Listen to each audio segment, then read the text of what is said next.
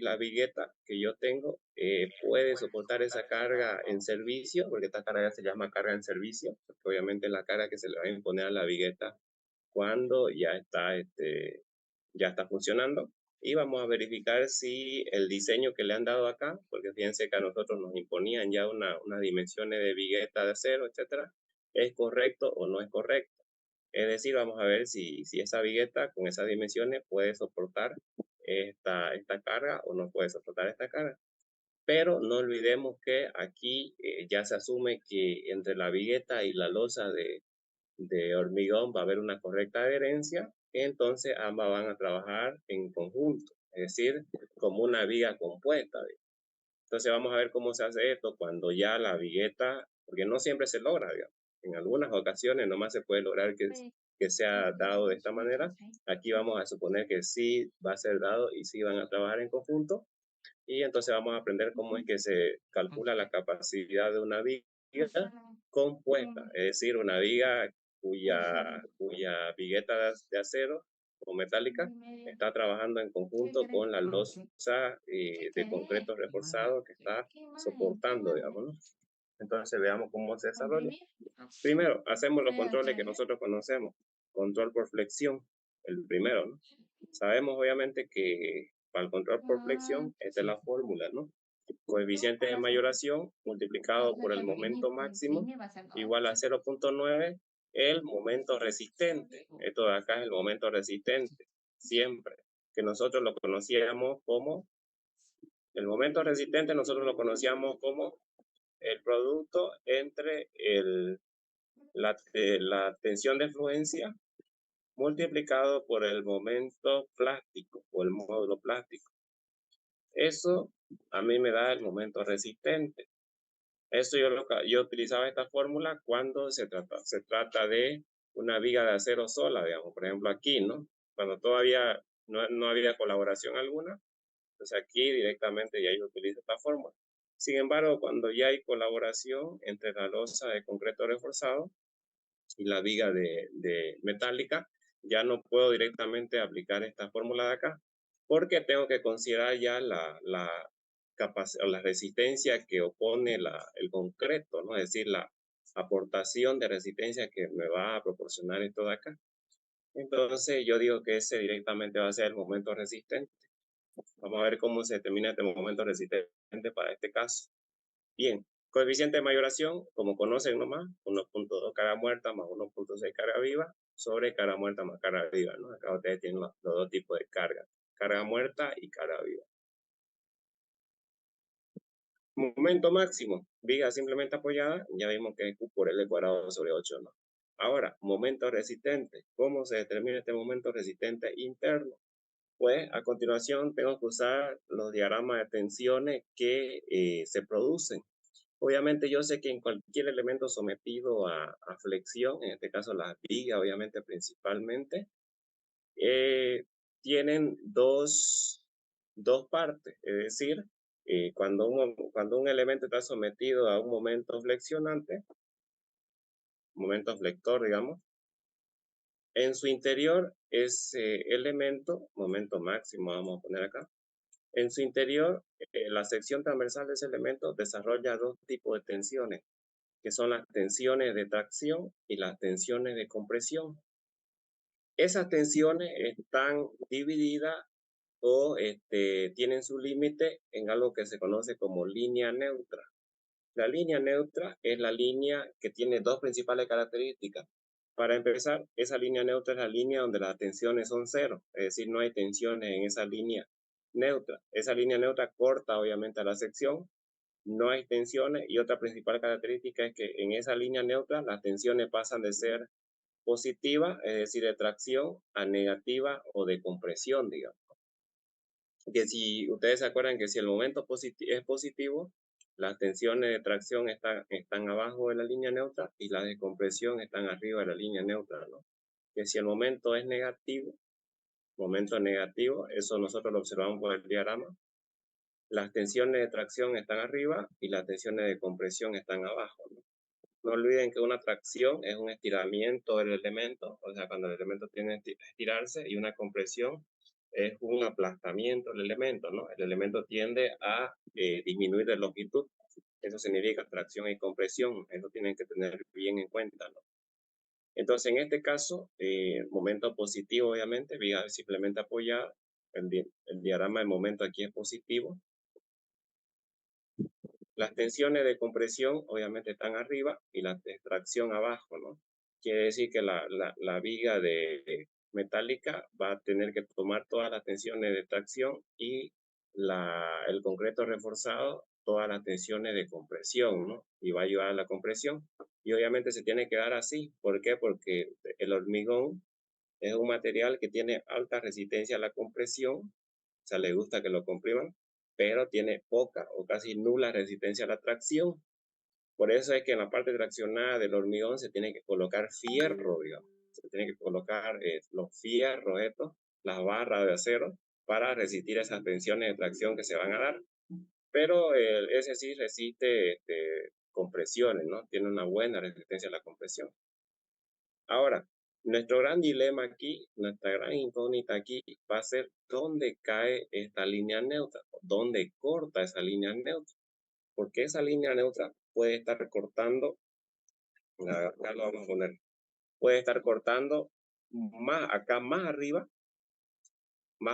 o sea, en una parte desconocida acá, o bien puede venirse acá, puede estar cortando ahí, digamos, más abajo, en una porción de la vigueta metálica. O sea, no conocemos su posición. Acá, cuando nosotros teníamos la vigueta sola, nosotros ya conocíamos la posición de la línea neutra. Directamente esto por simetría, la línea neutra cortaba ahí a la mitad, digamos. Sin embargo, cuando ya tenemos esta sección compuesta, no sabemos dónde va a cortar. Ya no puedo decir que viene y corta a la mitad, digamos. No, que tengo que descubrir dónde es que corta esa línea neutra, no conozco. ¿Cómo voy a calcular eso? Pues primero asumiendo, fíjense, asumo y voy a verificar si es correcto o no, que la línea neutra está cortando directamente aquí donde topan la vigueta metálica con la losa de concreto, es decir, voy a asumir que está cortando ahí a los 8 centímetros, digamos, directamente ahí en donde topan ambas, ahí en el contacto, ¿no? La línea neutra cortando ahí en el contacto. No sé si es correcto o no, eso lo voy a averiguar, digamos. Entonces, ¿cómo lo averiguo? Obviamente yo sé que abajo de esa línea neutra se provocan las tensiones de tracción, que son estas, y arriba las tensiones de compresión, ¿no? Las tensiones de compresión, cuyo diagrama son los que ustedes ven acá. O sea, esas son tensiones actuando sobre todo el área de la sección, ¿no? Por ejemplo, estas tensiones son de tracción que van a estar actuando sobre todo el área de perfil, del perfil en toda el área, ¿no? O sea, son carguitas en este caso, por centímetro cuadrado, o sea, carguitas superficiales actuando en toda el área del perfil, digamos, ¿no? Así, esas son las tensiones estas de acá, digamos, tracción. Y la descompresión, que estoy asumiendo que todo el concreto, esta losita de concreto está comprimido, son carguitas actuando en toda el área de la losa, ¿no? De compresión son, digamos. Son de compresión, ahí, directamente, ¿no? Entonces,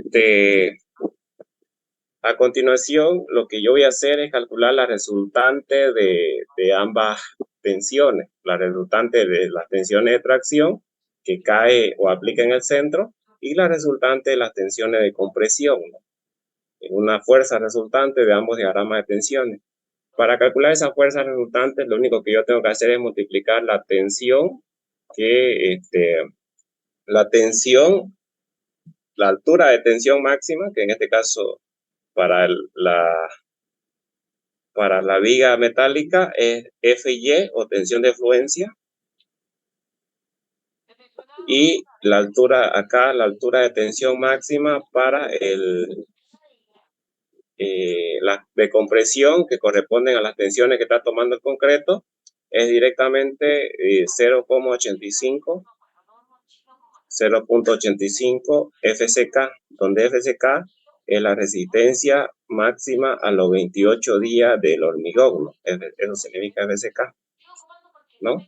Entonces, para calcular las tensiones de tracción de este diagrama, directamente multiplican esta altura, Y, tensión de fluencia, por el área donde aplican esas tensiones, que es el área de todo el perfil, digamos. Esa área que ya la hemos determinado más arriba. Y lo mismo para esta tensión de esta resultante de compresión, va a ser la altura de las tensiones, 0.85 FSK, la resistencia a los 28 días del hormigón, por el área donde actúa, ¿no? Que en este caso va a ser la base, estos 100 centímetros, por la altura, donde esta altura sería este A que nosotros vemos acá, ¿no? Esa área, base por altura, me da toda esa área. Este de aquí es A, el A que yo he puesto acá, digamos. A, ¿ya? Entonces, a continuación, verifiquemos, determinamos ambas fuerzas. Primero, la fuerza resultante T va a ser igual a tensión de fluencia, 2530, eso multiplicado por el área del perfil, donde el perfil, ya determinamos su área acá, aquí fíjense, ¿dónde era? Aquí, no era aquí más arriba, ¿no? Aquí, el área, ¿no? El área de todo este perfil. 38 me salió a mí, digamos. Entonces determinamos el área.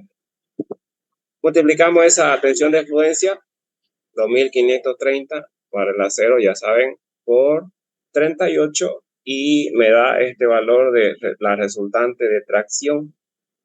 Lo mismo hago con la de compresión. La resultante de compresión va a ser igual a 0.85 FSK, donde FSK es la resistencia a los 28 días que alcanza el hormigón. Fíjense que acá me dice hormigón H21.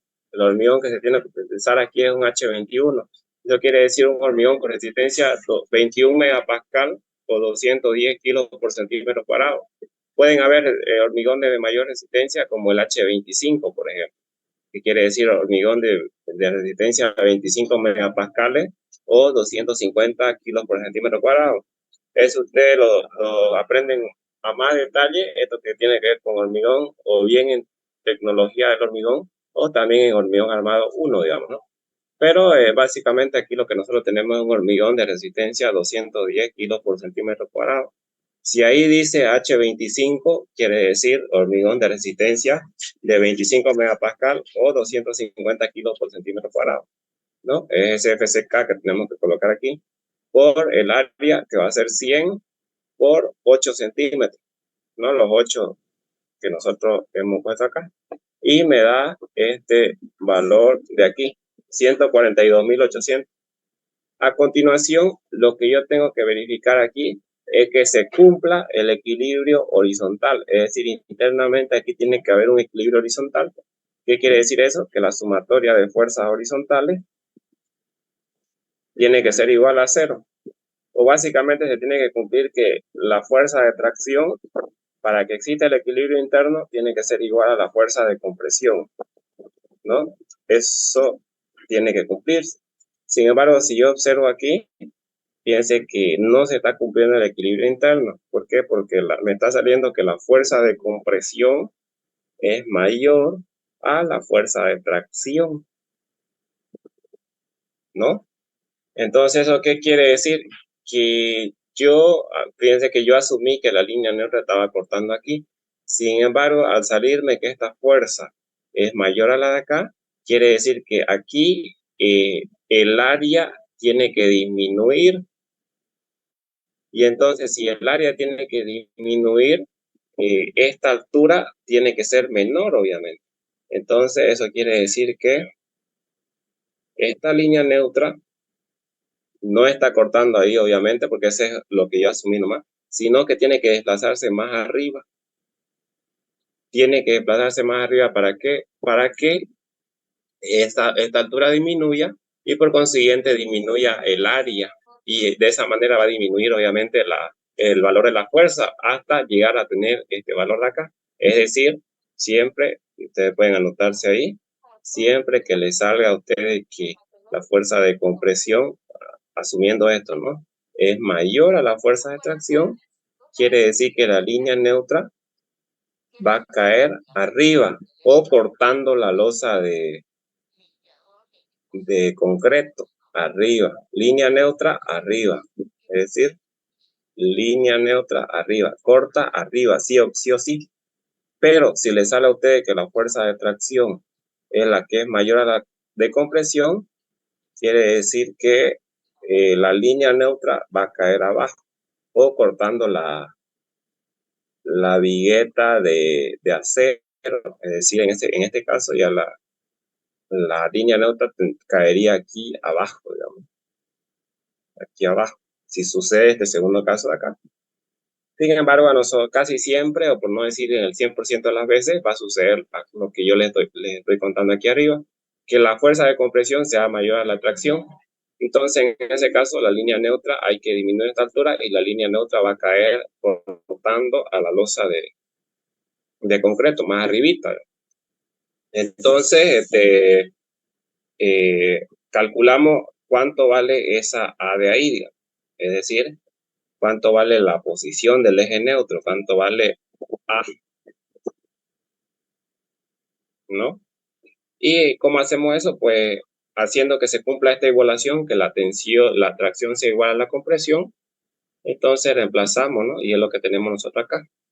La tracción es la fuerza resultante de tracción, esto 96.140, y nuestra incógnita va a ser la posición de A, ¿no? O sea, esta formulita también, o esta de aquí, digamos, la reemplazamos acá, pero su incógnita de usted va a ser esta A que tienen aquí, digamos. ¿Cuánto vale A? Para que se garantice o se cumpla esta condición, que la fuerza de tracción tiene que ser igual a la de compresión, ¿no? Y ahí fíjense que calculan la posición de A para que se cumpla eso, ¿no? Aquí está, 5.39. Lo que quiere decir que nuestra posición de la línea neutra, ahí está, aquí está el dibujo, deja 5.39, ¿no? Esa porción resistente que va a tomar las tensiones de compresión. Y la porción restante de concreto, que sería esta de abajito, no se la considera resistente. Es decir, porque esa porción tendría que tomar, porque ustedes saben que la línea nota para abajo se desarrollan las tensiones de tracción y la línea nota para arriba las de compresión, digamos, ¿no? Pero, como yo le mencioné al principio, el concreto o el hormigón tiene prácticamente no nula, pero casi nula resistencia a tracción. Entonces, en la parte traccionada no se lo considera resistente, a no ser que se coloque fierro ahí, ¿no? Pero en este caso no es nuestro caso, digamos, porque no queremos utilizar fierro, digamos, ¿no? No, pues eso ya sería hormigón armado, digamos, pero no. Simplemente se lo considera no apto o no trabajando, digamos, ¿no? Y esta de tracción, esta tensión de tracción la va a tomar simplemente la viga de acero. Ya, entonces ya calculamos A. De esta manera se calcula A, entonces. Posición de la línea neutra. A continuación, calculamos la separación que hay entre ambas resultantes. Es decir, aquí nosotros vamos a tener actuando un momento máximo que genera la carga. En su interior, la respuesta del material en su interior es de reaccionar con un momento opuesto a este máximo que genera la carga, y ese momento opuesto lo genera la cupla, que se conoce como la cupla resistente interna. Esa cupla no es ni más ni menos que la resultante de tracciones y la resultante de compresiones. Es decir, para que lo entendamos, aquí con esta resultante de compresión, ahí vamos a poner, y esta resultante de tracción, lo vamos a poner igual. Fíjense, la compresión y la tracción, separadas ambas por una distancia que se conoce como distancia Z, generan lo que nosotros nos conocemos como el momento resistente.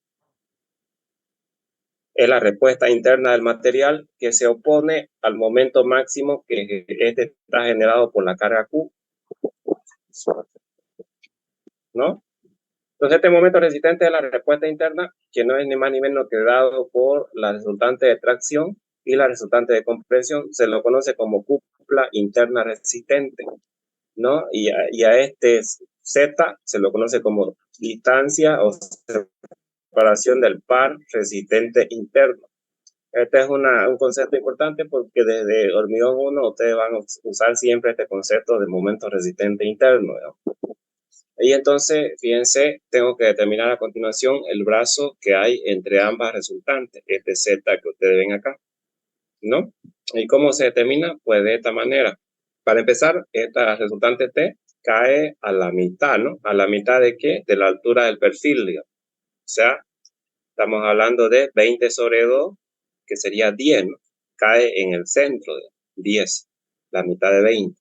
Esta C de acá también cae a la mitad de esa altura, que sería la mitad del A, ¿no? Es decir, esta ubicación de aquí va a ser A medios, A sobre 2, ¿no? La mitad de A, digamos. Entonces, ese Z va a ser igual a 10, porque no olviden que acá también hay 10.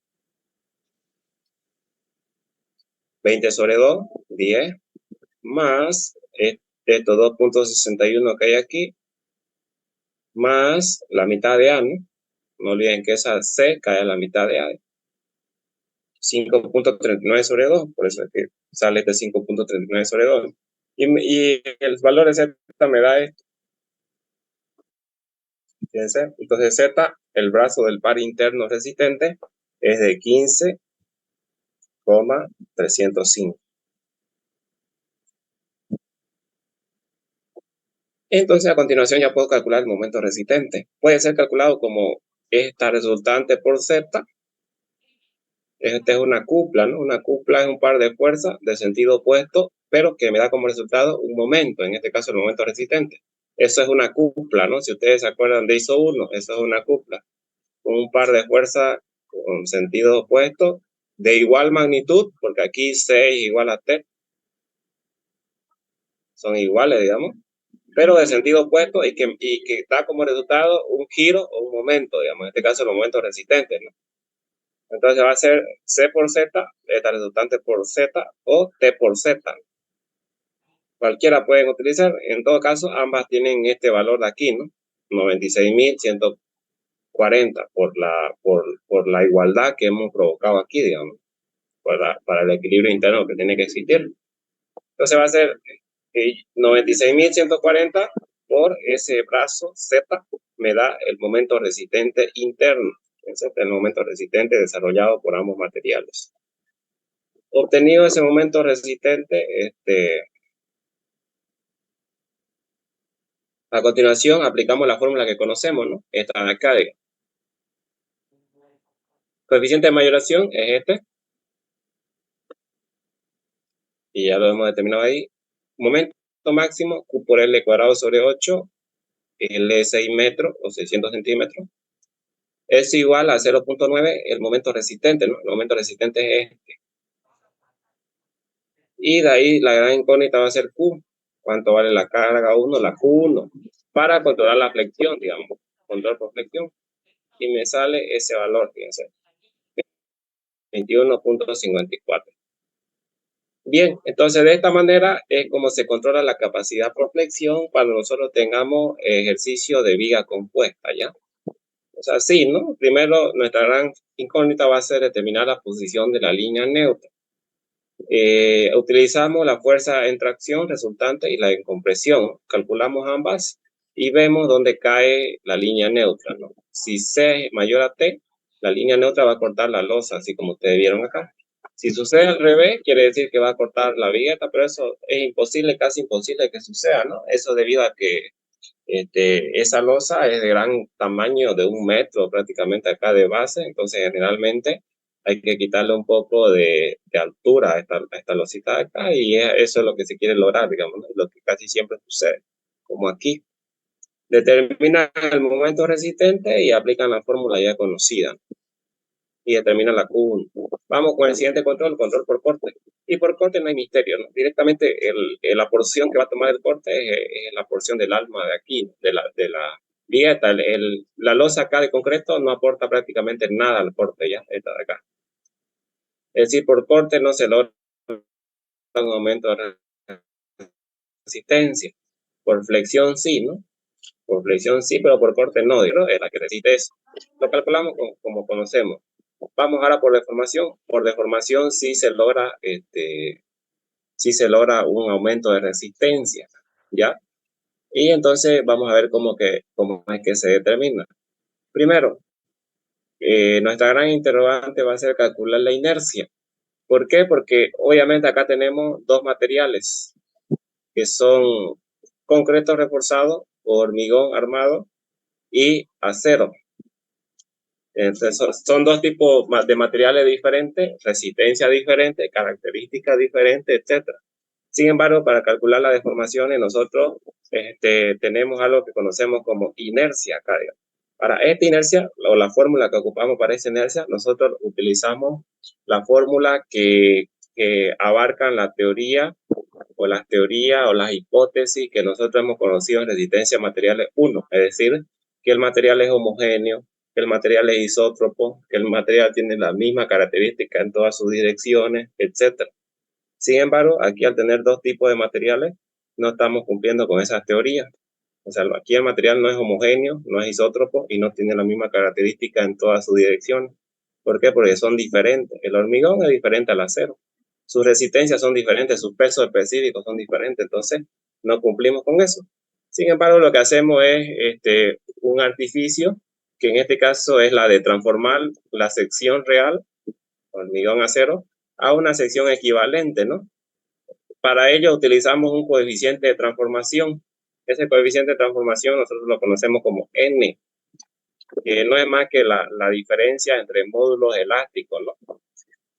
Entonces aquí va a ser igual al modo elasticidad, o vamos a utilizar siempre esta fórmula, modo elasticidad del acero sobre el modo elasticidad del hormigón.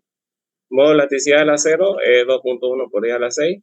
Y del hormigón, si bien hay una formulita para calcular ese módulo elástico de una manera más exacta, pero acá siempre vamos a usar esta simplificación, ¿ya? Se aproxima a 3 por 10 a la 5, o 3 millones, digamos, 3 por 10 a la 5. 300.000 eso, ¿no? Sí, 300.000. Se aproxima a un valor de 300.000 kilos por centímetro cuadrado, pues lo mismo es decir 3 por 10 a la 5. Entonces, si yo hago la diferencia de módulos, esto me va a quedar n igual a 7. Ahora, según la fórmula que yo estoy ocupando aquí, dice que la base equivalente va a ser siempre la que está no, es al revés, ¿no? Perdón, acá.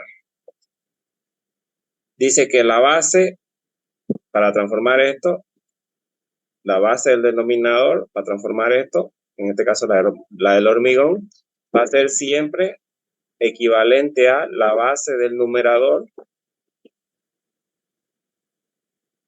en este caso la base del acero, multiplicado por ese coeficiente n de transformación, digamos. Siempre esta es la fórmula, digamos, es decir, por n, ¿no? La base del módulo elástico que está en el denominador va a ser igual a la base del módulo elástico que está en el numerador por n, o el coeficiente de transformación de acá. Siempre se cumple esta fórmula. Sin embargo, acá aquí si yo hago esto, estoy llevando todo a hormigón, digamos. Tengo que transformar todo a hormigón. Sin embargo, yo quiero transformar todo a acero. Entonces, ¿qué hago ahí? Despejo la base del numerador, que es el acero, que acá yo lo voy a denominar como B' segunda, fíjense, B' segunda, digamos. Va a ser B' segunda va a ser igual a la base de concreto sobre N. Esa, ¿no? Pues si yo uso esta, tengo que transformar más bien el acero, lo tengo que transformar a concreto, digamos. Utilizo directamente esta formulita de acá. Pero yo no quiero transformar el acero, esta vigueta de acero, a concreto, sino que quiero más bien transformar el hormigón el hormigón a concreto, ¿no? A través de esta fórmula. O simplemente ustedes pueden decir también, para no tener que hacer ese despeje, pueden decir N va a ser igual a base del concreto sobre la base del acero. De esa manera logran lo que yo les estoy mencionando, ¿no? La base del módulo denominado, que está como denominador va a ser igual a la base del módulo del elemento que está como numerador por n, ¿no? Se va a lograr lo mismo, exactamente lo mismo. Aquí este va a ser b' segunda, que yo lo conozco. Ahí ya. En este caso, fíjense que he usado esto acá, ¿no? B' para transformar toda la sección de concreto a una sección de acero. Ya. De cualquiera de las dos formas, de todo. Solamente invertir los módulos acá, ¿no? Para utilizar directamente una multiplicación y no una división como yo hice acá. Entonces, la base del concreto, de la losa de concreto, 1 metro, 100 centímetros, sobre ese N que ustedes tienen ahí, ¿no? 14.29, fíjense. Obviamente disminuye base, 14.29. Y aquí tenemos, fíjense, sección real y sección equivalente transformada. Todo a una sección equivalente de A0, ¿no? A través de este coeficiente de transformación N. Bien, una vez determinado eso, a continuación determinamos la inercia. Para determinar la inercia de ambos elementos, yo utilizo la muy conocida fórmula de Steiner, ¿no? Que me dice que la inercia va a ser igual a la inercia de la figura sola, va a ser por altura al cubo sobre 12, más el transporte de inercia, ¿no? Más el transporte de inercia, que es el producto del área de la figura por la distancia que hay entre el centro de gravedad de esa figura al centro de gravedad total, ¿no? Al cuadrado, fórmula de Steiner. Pero antes, para calcular esa fórmula, para poder aplicar esta fórmula de Steiner, tengo que calcular el centro de gravedad total, ¿no? Y sub g.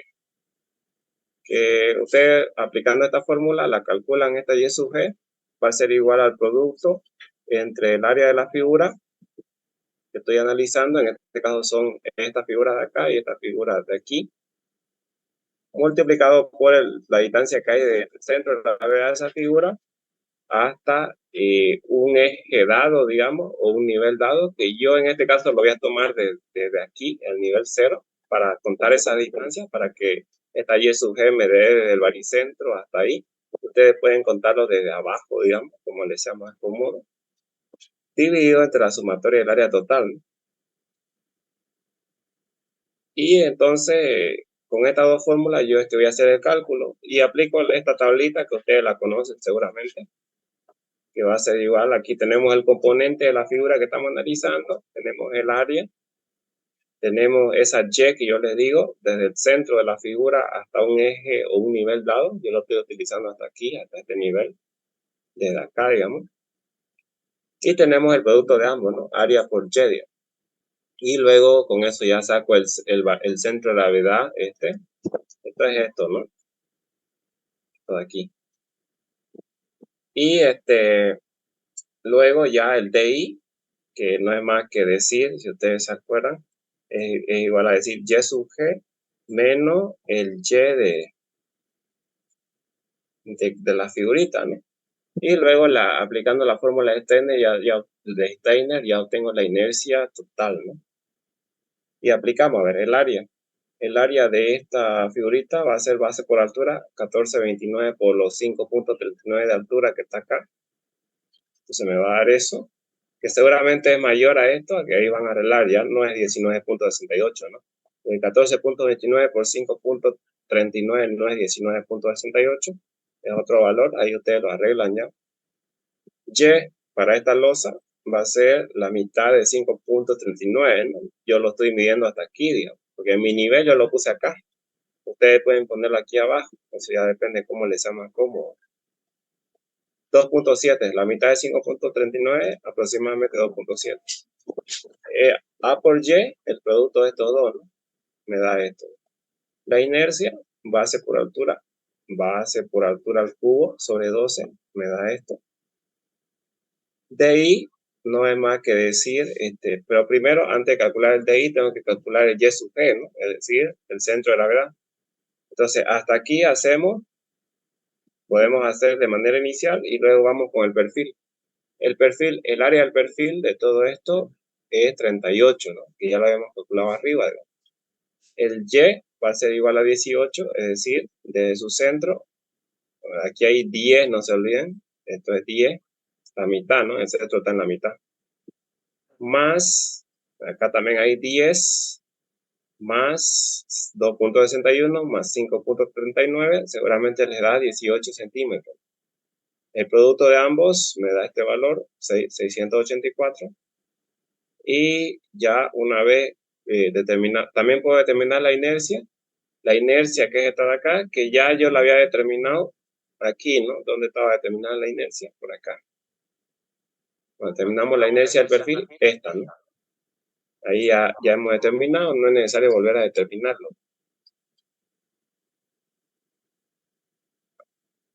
Vamos otra vez, ahí está la inercia. Y bueno, ahora ya aplicando esta fórmula de acá, momentos estáticos, esta, puedo determinar la ubicación del centro de gravedad total, ¿no? Esta Y sub G de acá, que es el centro de gravedad de la sección compuesta total. ¿Cómo determino? Primero, sumo las áreas, me da esto, ¿no? Ambas áreas, las sumo, me da esto. Sumo estas dos, A por Y de las dos, y me da esto, ¿no? Divido ambas, esta sobre esta, y me da 12.78, ¿no? Esa es la ubicación del centro de gravedad, que seguramente no va a ser exactamente esa, porque aquí esto no es correcto, ¿no? Estos 19.68 que están aquí no es correcto. Bien, una vez ya determinan el centro de gravedad, pueden calcular esta DI que tienen aquí, ¿no?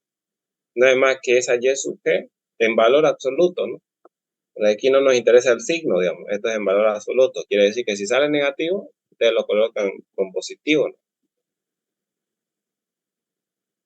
Va a ser, para el primero va a ser este menos este, me da este, ¿no?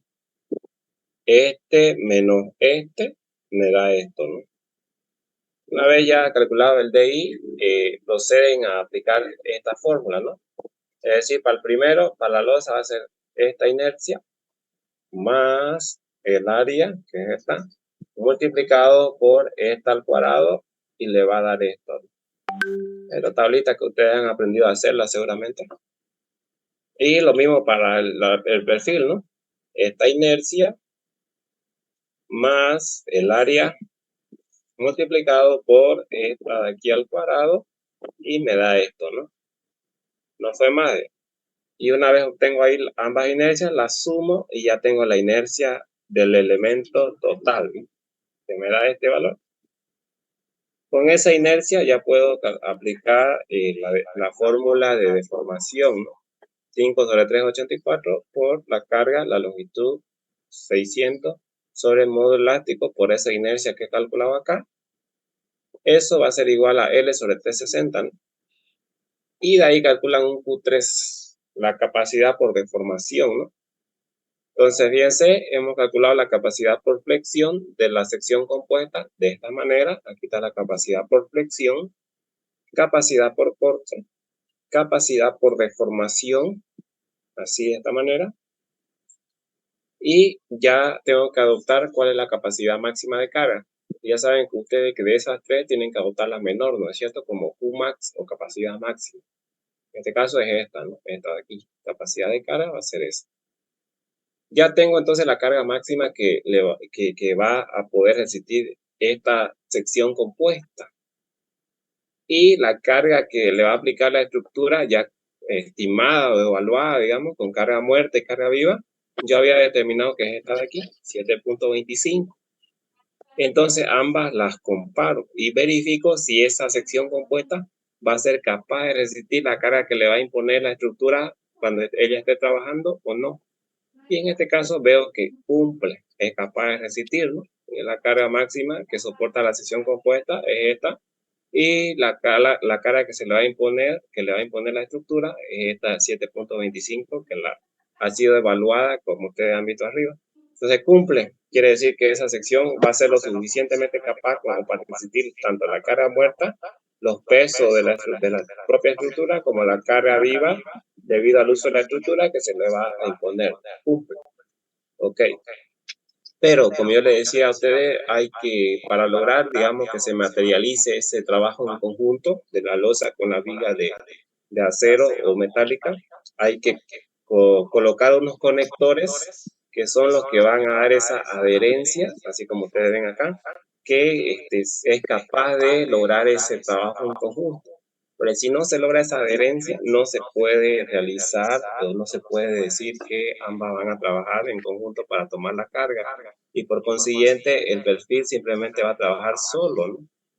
O sea, ya no habría este trabajo en conjunto y tendríamos que solamente tomar en cuenta el perfil solo, digamos, ¿no? Entonces, para lograr esa adherencia y que la losa sea capaz de aumentar la capacidad de carga, hay que establecer o colocar unos conectores, así como ustedes ven acá, que son capaces de desarrollar eso, digamos. Y aquí lo que vamos a hacer es diseñar esos conectores, calcular el diámetro o poner un diámetro y calcular la separación S que tienen que tener estos conectores, estos pernos de conexión, que van a ser los que van a ser capaces de que esa colaboración entre vigueta de acero y losa de hormigón se dé. Entonces se hace de esta manera, fíjense. Primero, el diámetro máximo de conectores dice que no tiene que sobrepasar a este valor de acá, 2.5 veces el espesor del ala del perfil, es decir, este T. Es decir, no podemos colocar esto por la fractura de adherencia que puede existir si es que colocamos un diámetro máximo de conectores o un diámetro mayor de conectores a este diámetro máximo. 2.5 veces T. T es el ancho del ala. En nuestro ejercicio T es 1 centímetro, ¿no? ¿O cuánto era T? O yo me estoy equivocando. A ver, piensa acá. T, ¿dónde está T?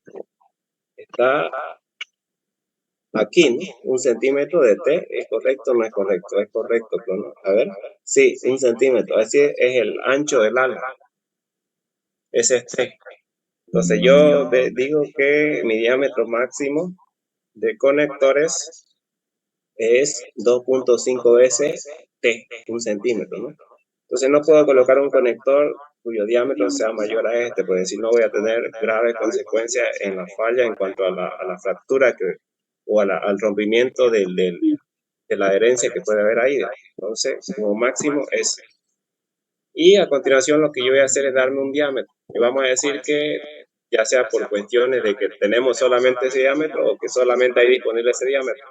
Un diámetro de media pulgada o un medio de pulgada y en centímetros eso es un 1.27, es decir, adopto diámetro de media pulgada, 1.27. El área de ese conector entonces va a ser pi por diámetro al cuadrado sobre 4, son conectores circulares, el área pi por diámetro al cuadrado sobre 4 me da 1.267 y a continuación lo que voy a hacer yo es calcular la capacidad que tiene, la capacidad nominal o máxima que va a desarrollar cada conector. Entonces aquí vamos a decir que la capacidad nominal máxima va a ser el menor o igual de estos dos valores. Voy a adoptar el menor o igual de estos dos valores. Es decir, 0.5 el área del conector por raíz cuadrada la resistencia a los 28 días del hormigón por el modo laticidad del hormigón. O bien la capacidad nominal va a ser igual a el área del conector o la resistencia última del acero, en este caso 4200. Entonces aplicamos estas dos fórmulas. Para la primera, 0.5, el área del conector, que aquí ya lo he calculado, por la raíz cuadrada FCK, resistencia al hormigón a los 28 días, ya vimos que es un H10, 210 kilos por centímetro cuadrado, FCK, por el modo de laticidad del concreto, 3 por 10 a la 5, eso lo vamos a adoptar. Y finalmente, fíjense que me da como una resistencia de 5028.25 kilos por cada perno, es decir, la resistencia nominal para un perno. O bien este valor de aquí, área del conector, que es esto de acá, por la resistencia última del acero, que es 4200 kilos por centímetro cuadrado. Y me da este valor de acá, 5321.4. De estos dos, yo tengo que adoptar como resistencia nominal del conector el menor, ya. Por eso acá dice el menor. Entonces, el menor de estos dos, lo tengo que adoptar ese como resistencia nominal. Una vez calculan la resistencia nominal, a continuación calculan la cantidad de conectores que son necesarios.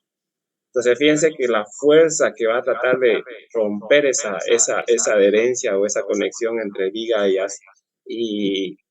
acero, entre concreto y acero, básicamente va a ser esta fuerza de aquí, esta T o esta C de acá, es decir, esta cupla. Esta fuerza, estas dos fuerzas, ya vamos a colocar, estas dos fuerzas, la tracción acá y la compresión arriba, son las que van a inducir a que el conector que va a ir aquí, digamos, el conector que va a ir ahí, alguien está con su audio abierto por si acaso, el conector que va a ir ahí, se trate de fallar o trate de romperse la adherencia que hay, digamos. Es decir, esta fuerza de compresión que vale 96.140 y esta de tracción que igual vale 96.140 son las dos fuerzas que van a tratar que la adherencia sea o trate de fallar, digamos. Entonces es la fuerza que hay que controlar, esta de 96.140. Y es por eso que acá, cuando se trata de calcular la cantidad de conectores, tenemos que evaluar esa fuerza, es decir, esto para que se cumpla que aquí la conexión o la adherencia no va a fallar, entonces esa fuerza BH, que yo la denomino como BH, tiene que ser como mínimo menor o igual a la resistencia que van a oponer todos los conectores en su conjunto, es decir, el producto entre el número de conectores por la resistencia que opone cada conector. Esto de aquí viene a ser la resistencia admisible de cada conector, digamos. El número por la carga que soporta cada uno. Entonces, despejando acá el número, va a ser igual a esa fuerza sobre la, la resistencia de cada conector, ¿no? Y eso es básicamente lo que yo hice acá, ¿no? Ahí está la fuerza esa, 96.140 que yo les mencioné arriba, sobre la resistencia de cada conector que la hemos calculado aquí, digamos. Y ahí tienen ustedes el número necesario de conectores para que esta fuerza sea capaz de ser tomada, digamos, sin el peligro de que haya un rompimiento de la adherencia ahí. Se me sale 19.12 conectores o pernos. Obviamente yo no voy a decir 19.12 pernos, sino que tengo que decir un número redondo. Y lo redondeamos siempre al mayor, entonces, digamos, 20. Necesito 20 conectores ahí para que la adherencia no corra peligro ante la fuerza esta que se desarrolla acá, ¿no? Esa es la que va a tratar de romper esa adherencia. Bien, a continuación lo que hago es calcular la separación máxima que tienen que tener estos conectores para también garantizar esa adherencia, digamos. Estos conectores, cada cuánto tienen que ir. Espaciamiento. Entonces dice que el espaciamiento se calcula básicamente con esta formulita. 0.5 la longitud de la viga, que es 6 metros 600 centímetros, sobre el número de conectores. Fíjense, 0.5 la longitud de la viga es 6 metros o 600 centímetros, o sea, los 6 metros que ustedes ven aquí, ¿no? 6 metros, 600 centímetros, sobre el número de conectores. Ya vi que le voy a poner 20 conectores, entonces eso me da como resultado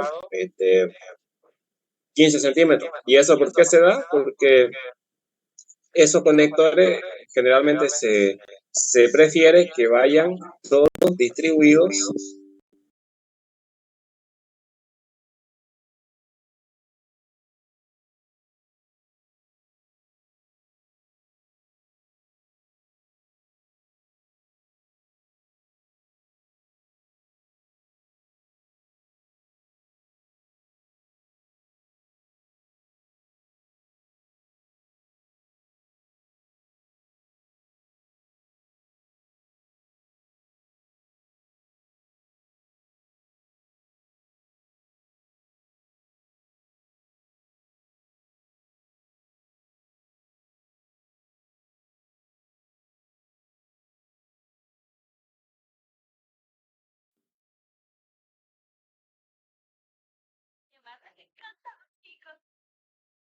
esa zona van a ir distribuidos esos conectores, digamos. Entonces, equivale a 0,5 L, digamos.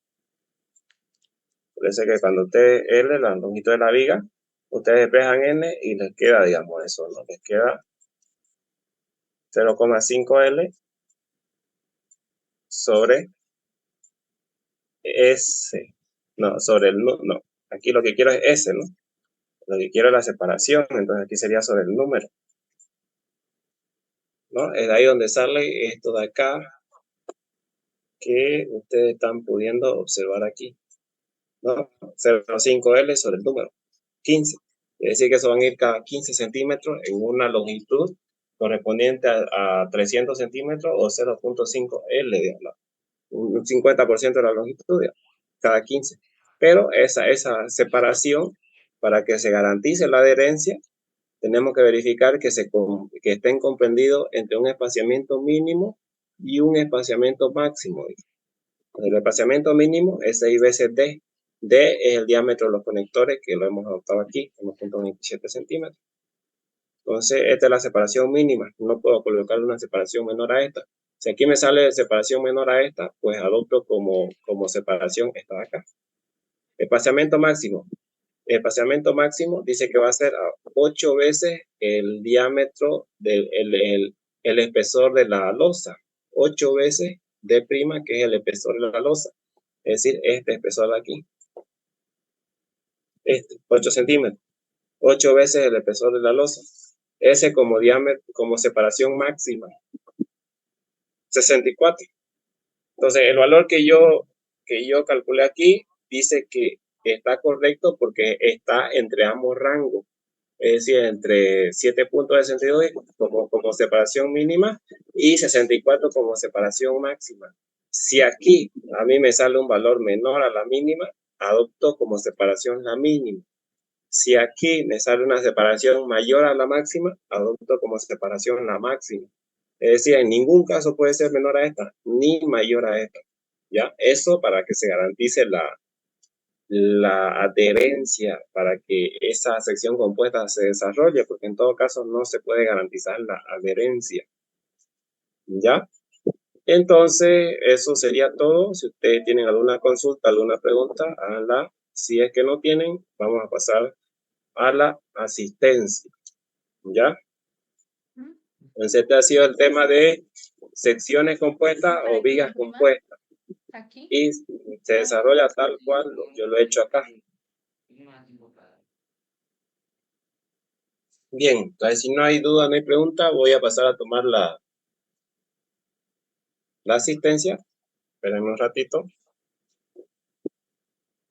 que estoy abriendo la lista ya. A ver.